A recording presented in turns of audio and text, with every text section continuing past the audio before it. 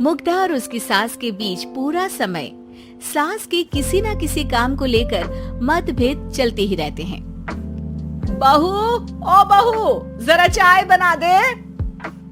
मुग्धा चाय लेकर आती है। ये लीजिए, और कुछ चाहिए? अरे नहीं, बस चाय पीने का मन था। जाओ, तुम दूसरा काम करो। चाय पीने के थोड़ी देर बाद सास दोबारा मुग्धा को आवाज लगाती है। अरे बहू रे, आओ बहू, जरा हलवा तो बना दे, मीठा खाने को मन हो रहा है।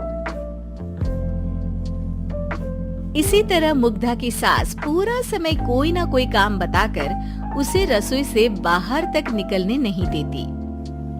कभी चाय, कभी हलवा, कभी पानी तो कभी दूध, हर समय खाने को चाहिए और उसके लिए अपने हाथ पैर बिल्कुल नहीं हिलाने। परेशान किया हुआ है इन्होंने। सास की जबरदस्ती परेशान करने की आदतों से दुखी मुग्धा एक शाम सचिन के साथ अपने कमरे में बैठी हुई बात कर रही होती है। सुनो जी, मम्मी जी की ये जानबूझकर मुझे परेशान करने की फरमाइशों से मैं बहुत फ्रस्ट्रेट हो चुकी हूँ। पूरे दिन में 1 सेकंड का आराम नहीं मिलता।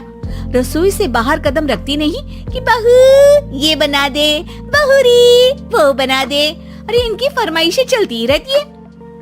अरे मुग्धा, माँ खाने की शौकीन है पर उम्र हो चली है, खुद खाना नहीं बना सकती, इसलिए तुमसे बोलती है।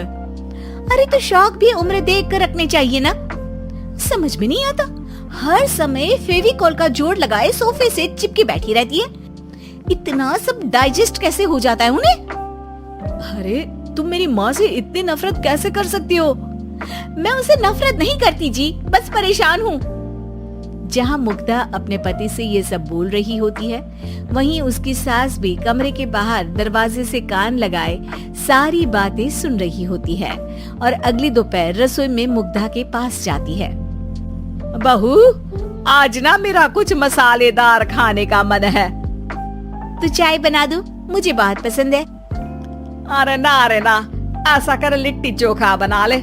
और हाँ, जितना मसाला बातों में मिलाकर पति को सुनाती हो ना, सब्जी में भी वैसे ही डाला करो, खाना स्वादिष्ट बनेगा। सास की बात सुनकर मुग्धा हैरान रह जाती है। मतलब अब पूरा समय मुझ पर हुक्म चलाने के साथ बंद कमरे में हुई पति पत्नी की बीच की बातें भी सुनती है? अरे बात जब मेरी थी तो सुनने में क्या दिक्कत है? ये कहकर सास वहां से चली जाती है। अरे अब तो हद पार हो गई, इस तरह से तो ये मेरा जीना मुश्किल कर देंगी। मुग्धा सास की हरकतों से परेशान उसका हल सोचने लगती है और इसी तरह कुछ दिन बीत जाते हैं, जिसमें सास का जन्मदिन आता है। मुग्धा बहुत खुशी के साथ अपनी सास को एंड्रॉइड मोबाइल गिफ्ट करती है। मम्मी, आपको सबसे बात करने के लिए बहुत दिक्कत होती है ना? कभी सचिन तो कभी मुझे बोलना पड़ता है, पर इस मोबाइल से आपको कोई दिक्कत नहीं होगी। एक जगह बैठे बैठे बहुत कुछ कर सकती हैं अब आप। मोबाइल देख सासू माँ खुश हो जाती है, पर उसे इस्तेमाल करना तो आता नहीं, इसलिए साइड में रख देती है। जिसे देख मुग्धा घर का सारा काम छोड़ मोबाइल सेट कर सास को इस्तेमाल करना सिखाने लगती है, जिसके बाद अब सास पूरा समय मोबाइल में ही लगी रहती है। हाय, जब से मम्मी को मोबाइल मिला है मेरी लाइफ में कितनी शांति आई है। अच्छा है, इसी तरह बिजी रहे तो मैं भी सुकून की जिंदगी जी पाऊंगी। अब मुग्धा जब मन करे काम करना, जैसा चाहे वैसा खाना बनाकर खाना, पूरा समय रिलैक्स और खुश रहने लगती है। क्या बात है, आजकल तुम बहुत चहक रही हो। अरे मम्मी जी से छुटकारा जो मिला है, अब ना फरमाइशें ना छुप छुप कर बातें सुनना। अच्छा, तो मोबाइल गिफ्ट करने की ये स्कीम थी। इसी तरह दिन बीतते हैं और अब मोबाइल पर लगी सास फरमाइशों की जगह सवालों के लिए बहू को आवाजें लगाना शुरू कर देती है। अरे बहू सुन तो, देख जरा किसी का फोन क्यों नहीं मिल रहा? रिचार्ज खत्म हो गया है, पर अभी 4 दिन पहले ही तो मैंने किया था, इतनी जल्दी कैसे खत्म हो गया? अरे मैंने कल तेरी कनाडा वाली मौसी सास से 3 घंटे बात की थी ना। क्या? इतना महंगा तो मोबाइल भी नहीं आया जितना महंगा इसका रिचार्ज पड़ रहा है। इसके बाद तो जैसे मुग्धा के दिन के 24 घंटे में से 20 घंटे सास के पास उनके मोबाइल रिलेटेड प्रॉब्लम सॉल्व करने की ड्यूटी ही बन जाती है।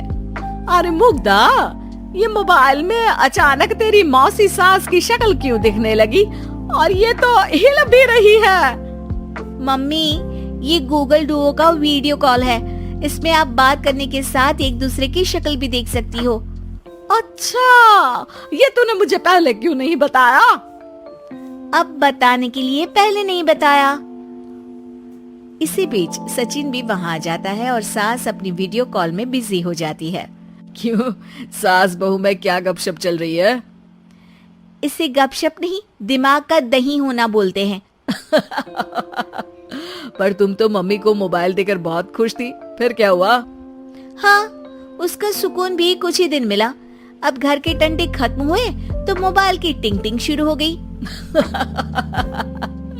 देखो भाई, कुछ पाने के लिए कुछ खोना तो पड़ता है। आखिर तुमने मोबाइल अपने फायदे के लिए ही तो दिया है, तो फिर सवालों के जवाब भी देने पड़ेंगे, क्योंकि जब तक उनके हाथ में ये फुथरू रहेगा तुम्हारी लाइफ में प्राइवेसी और सुकून रहेंगे। कहने का मतलब है अगर इससे प्यार बढ़े तो दाग अच्छे हैं। अरे मुझे पहले दिन से ही पता है मोबाइल किस मकसद से दिया गया है। भूलो मत, इससे पहले मैं बातें ही सुनती थी। सास की ये बात सुनकर मुग्धा शॉक में और सचिन हंसता रह जाता है।